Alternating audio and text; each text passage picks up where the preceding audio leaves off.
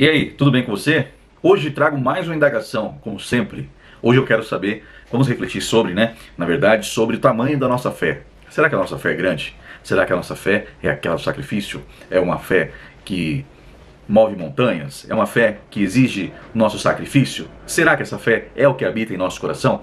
Partindo do ponto de que eu li uma obra muito legal, um quadrinho do Danilo Beirute, chamada São Jorge. São Jorge, olha que edição bonitona, capa dura da edição Comic Zone. E nós temos aqui a história de Jorge da Capadócia, Nós temos aqui a edição toda muito bem desenhada, em preto e branco, várias cenas maravilhosas aqui. E me trouxe um pouquinho essa vontade de falar sobre a história de Jorge e também o tamanho da nossa fé, O que eu vou falar aqui, se tiver algum erro me corrijam, tá? Se você entende um pouco mais da história que eu, porque é só um pupurri do que está aqui, A minha missão é trazer esse pensamento, essa reflexão. São Jorge, vou explicar um pouquinho aqui para quem não conhece, baseado na história que eu li aqui no quadrinho, tá? Ele viveu ali entre o século III e o século IV, na Capadócia, e ele era um legionário romano, Ele era um soldado do exército romano, muito fiel às suas funções, Muito efetivo, um dos melhores guerreiros que existia ali entre os legionários. Ele era um dos mais efetivos ali dos soldados que existiam. Só que ele era cristão, diferente da maioria do batalhão. Ele era um soldado cristão, então ele andava com o seu crucifixo ali para lembrar do propósito dele, das palavras de Cristo. Lembrando que o século III, depois de Cristo, ainda o cristianismo estava ganhando os primeiros passos, começando ali na Roma. Então Diocleciano, que era o imperador da época, tinha um pouco de medo do cristianismo tomar, principalmente a política do local. Era um número crescente ali de cristãos que andavam na região da Capadócia, que é a atual Turquia, e ele tinha ali os seus soldadinhos preferidos, aquela panelinha que a gente sempre encontra. E existia dentro dessa panela alguns guerreiros que tinham muita raiva de Jorge por ele ser tão devoto, ser cristão, e por ele ser tão efetivo e chamar tanta atenção, Então Diocleciano não tinha raiva dele por isso, mas se preocupava com o número crescente da religião cristã.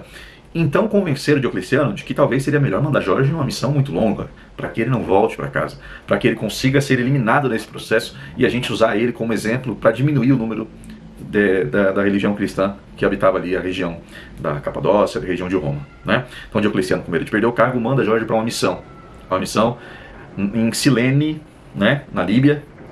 Era uma cidade ali, uma cidade mais afastada, vamos colocar assim, como se fosse uma cidade interior. Só que naquela região existia um dragão que estava devorando pessoas, um dragão que comia a população. E os camponeses ali que trabalhavam, que habitavam, morriam de medo, e todos os dias algum animal falecia. O rei da região não conseguia lidar com isso, e ele tomou a atitude de deixar sempre ali na margem do rio um animal grande em sacrifício para que o dragão comesse, e ficasse satisfeito. É claro que a gente coloca isso hoje em dia como um dragão, não só para performar a fantasia, mas também para trazer essa alusão de um desafio gigantesco, quase mitológico. Mas no quadrinho aqui Danilo Beirute colocou como um grande crocodilo, um crocodilo gigantesco, em que devorava ali as pessoas da cidade. E aí Jorge é mandado para essa missão para enfrentar esse crocodilo sozinho. Ele e seu cavalo branco. E aí ele andava ali com o crucifixo amarrado em punho. Ele vai entender o que está acontecendo. E algumas pessoas da cidade acreditavam que precisariam fazer sacrifício de algumas pessoas para esse dragão, para que ele fosse embora dali de vez. E um dia esse rei falou assim, olha, no começo da HQ aqui mostra uma menina que perdeu a família toda devorada por esse dragão, e ela fica órfã, e de acordo com o trauma ela perde a fala, ela não consegue mais falar. E aí o rei fala assim, só temos essa menina aqui que é sobrevivente, mas agora a população quer que eu mande a princesa, mande a minha filha para ser sacrificada, para que esse dragão vá embora. E aí Jorge fala, não, eu vou investigar. E aí nos primeiros embates que ele tem com esse dragão, ele já tem a noção ali do tamanho do encontro que ele vai ter, do tamanho da dificuldade, e ele toma uma sova, E por sorte ele consegue permanecer vivo e vai se preparar para essa segunda batalha, até que ele vê que mandaram a filha do rei para o sacrifício, e é onde ele não quer que isso aconteça, Então ele acaba indo efetivamente nessa segunda batalha contra o dragão e consegue vencer e vira ali o que a gente chama hoje do padroeiro, Você vê as imagens de São Jorge, ele está sempre em seu cavalo, uma lança espetada no coração do dragão, que é uma grande representação, de combate do bem contra o mal.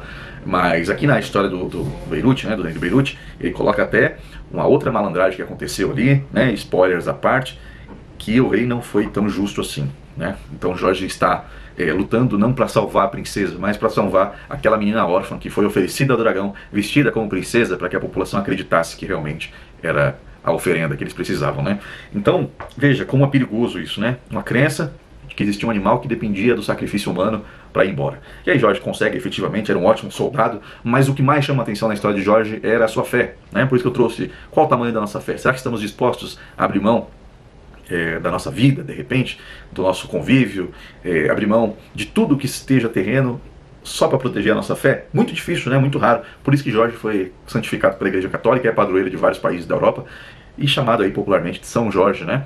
Porque quando ele retorna, né, à região onde estava Diocleciano, não era para ele ter retornado. A missão era quase uma missão suicida, mas ele consegue voltar e aí ele percebe que estão tramando para ele. Ele não tem uma recepção calorosa, todo mundo olhando meio torto para ele porque ele é cristão. E aí o Diocleciano fala para ele, olha, nós temos aqui um problemaço político, religioso, então eu preciso que você renuncie à sua fé. Não posso manter um guerreiro do seu naipe aqui entre minhas cartas, você sendo cristão. Né? O meu propósito aqui é não deixar o cristianismo avançar. E Jorge não recua, né, perante nenhum pretexto dessa conversa, porque ele fala que a fé dele é muito grande e é uma fé inabalável. Ele vai preso, torturado, muitos e muitos dias, não recua e é decapitado, né? Se você vê, deu a vida pelo que acreditava, no momento algum deixou de ser cristão, deixou de acreditar. Mas a história de Jorge é uma história tão instigante, tão boa de se ver, porque o negócio não é você falar que tem fé, não é. O lance é você fazer, né? É o que eu costumo falar para as pessoas que me rodeiam quando eu converso. O lance da fé é a prática, né? Não adianta muito pouco, quase nada, você se enfiar numa igreja, ou seja, numa reunião religiosa, ou seja, num encontro, num centro, numa festa, se a sua fé não tem prática, né? A gente vê as pessoas muito disciplinadas, né, a frequentar algumas religiões e ir ali todas as semanas, vários dias na semana, em contribuir, vamos colocar aqui, partindo do pressuposto das religiões de matriz africana, sei muito pouco, né? Então vou até falar um pouquinho aqui sobre o sincretismo, mas eu quero partir mais para a religião cristã, né? As igrejas católicas, as protestantes. Nós temos ali uma disciplina das pessoas que frequentam a igreja toda semana, às vezes mais de 2, 3 dias por semana. Mas será que a sua fé está sendo colocada em prática? A igreja, no meu conceber, ela é uma grande escola, onde a gente aprende o que deve ser aplicado fora de lá, não lá dentro. Dentro da igreja é muito pouco. Ser uma boa pessoa lá dentro é muito fácil.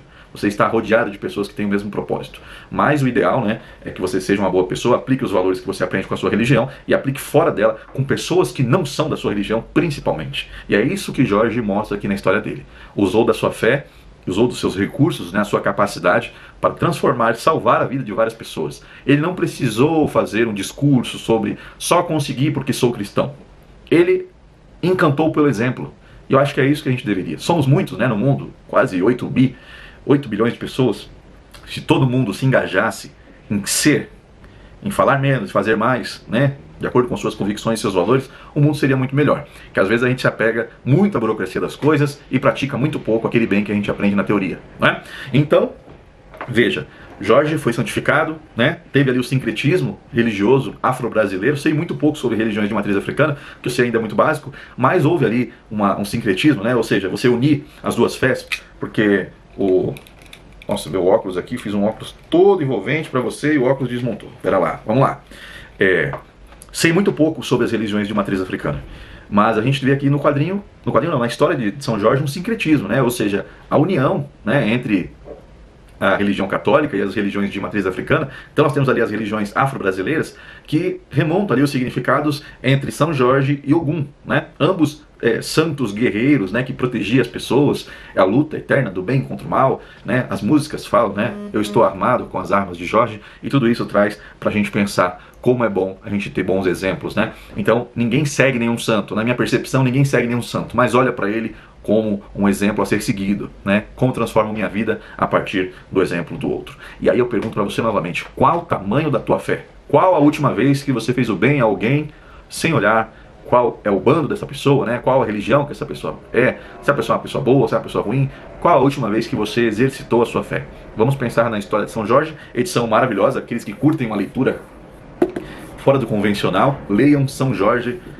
Virei fã, não só do escritor Danilo Beirute, mas também dessa grande obra aqui na vida, né? E o exemplo de São Jorge. Valeu!